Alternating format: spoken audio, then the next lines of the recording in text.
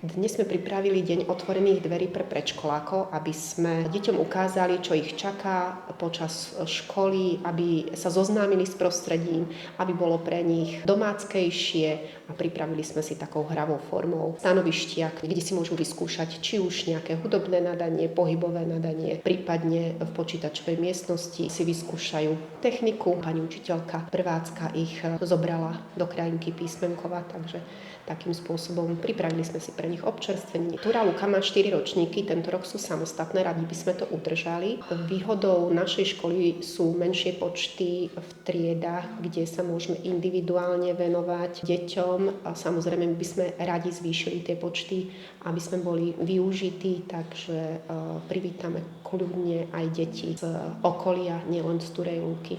Ak sa niekomu nepodarilo zúčastniť sa dnešného dňa otvorených dverí, tak môžu kontaktovať či už mňa cez webovú stránku, kde nájdu kontakty, alebo kohokoľvek spojiť sa najlepšie teda so mnou a radi uvítame rodičov a spravíme im osobitnú prehliadku.